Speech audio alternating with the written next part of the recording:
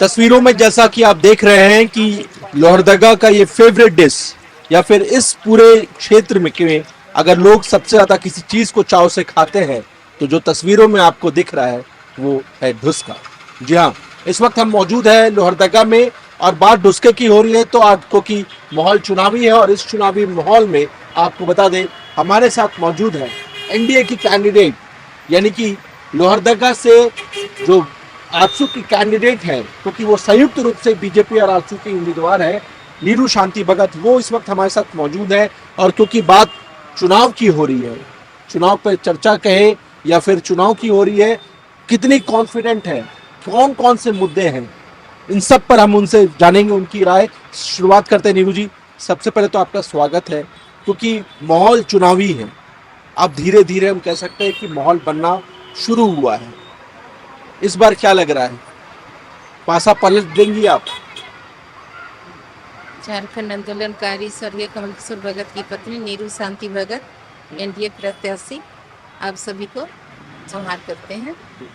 आप सभी जानते हैं कि जब स्वर्गीय कमल किशोर भगत जी थे तो वे लोहरदगा के विकास में उनका बहुत बड़ा योगदान रहा है। वो बहुत सारे ऐसे बड़े बड़े काम किए हैं और अभी आप देखिए यहाँ के वित्त मंत्री प्लस विधायक जी हैं, तो आज तक वो यहाँ कुछ काम नहीं कर पाए, केवल वादे ही किए और उस वादे को पूरा नहीं किए हैं। जब स्वर्गीय कमल किशोर भगत जी थे तो आप यहाँ सड़क देखिए और यहाँ का जो भी समस्याएं थे उन्हें वे पूरा करने का प्रयास किया। बहुत सारे ऐसे समस्याएं हैं वो अभी भी बाकी हैं, तो उन्हीं समस्याओं को लेकर मैं यहाँ चुनाव में उतरी हुई हूँ और यहाँ के एनडीए प्रत्याशी होने के नाते मैं यहाँ के विकास में अपना सारा योगदान लगाऊंगी और यहाँ का विकास करूँगी। मतलब आप ये कह रहे हैं कि 5 साल का जो ये कार्यकाल रहा है बतौर वित्त मंत्री रामेश्वर उरांव जी का, वो आप ये कह रही हैं कि उन्होंने अपने क्षेत्र पर ध्यान नहीं दिया। 5 साल अभी उनका अवधि रहा, लेकिन वो 5 साल में कुछ नहीं कर पाए, केवल वादे ही किए और वो भी झूठे ही वादे किए और वो पूरा नहीं कर पाए। लेकिन वो तो नीरू जी वो ये कह रहे हैं कि हमने मैया सम्मान योजना ला दिया, हमने लोगों की बिजली बिल को माफ कर दिया, हमने लोगों के जल कल्याण के लिए बहुत सारे काम किए हैं जिससे राज्य की महिलाओं को सीधा लाभ हुआ है। और वो ये भी दावा कर रहे हैं कि इस बार का चुनाव वो आसानी से जीत लेंगे। अभी 5 साल बीत गए लेकिन वे यहाँ बाईपास रोड तक नहीं बना पाए और बहुत सारे ऐसे ज्वलंत मुद्दे हैं वे कर नहीं पाए हैं।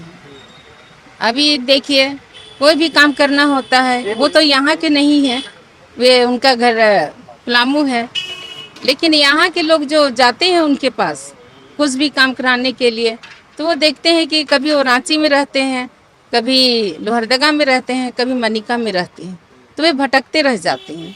तो उनको बहुत यहाँ की जनता को समस्याओं का सामना करना पड़ता है।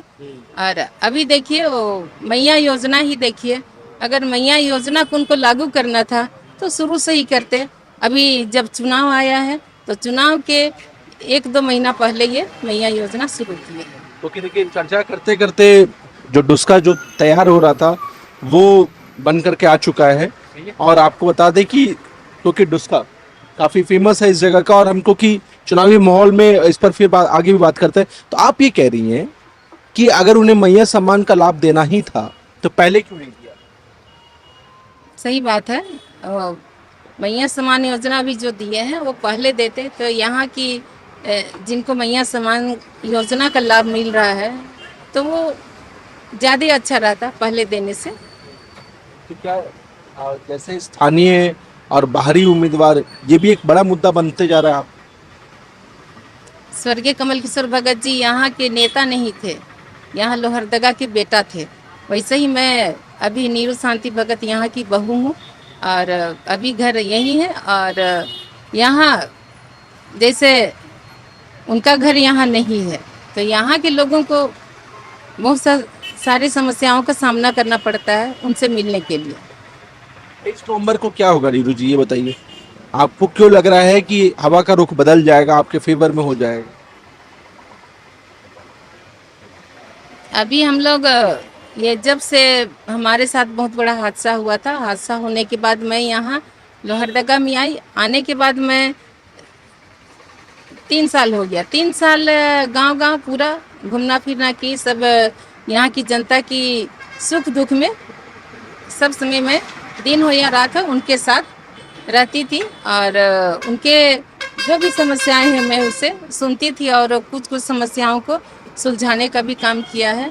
और अभी हम सभी भाजपा और आंसू दोनों मिल के, भाजपा हमारा बड़ा भाई है, आंसू छोटा भाई है, तो हम लोग सभी मिल के यहाँ के विकास में आगे बढ़ेंगे और अभी जो सरकार है उसे हम लोग भगाने का काम करेंगे और यहाँ हम लोग आंसू और एनडीए का झंडा गाड़ने का काम करेंगे। चलिए, आपने इतना वक्त दिया इसके लिए बहुत बहुत धन्यवाद। जैसा कि आप देख रहे हैं, आंसू के उम्मीदवार नीरू शांति भगत से हमने बातचीत की है, क्योंकि इस वक्त हम लोहरदगा में हैं और आपको बता दें कि लोहरदगा का चुनाव बेहद दिलचस्प हो चुका है, क्योंकि एक तरफ झारखंड सरकार के वित्त मंत्री कांग्रेस के विधायक दल के नेता रामेश्वर उरांव हैं, तो दूसरी तरफ कांग्रेस को टक्कर दे रही है आंसू की उम्मीदवार नीरू शांति भगत, जो कि स्वर्गीय कमल किशोर भगत की धर्मपत्नी है।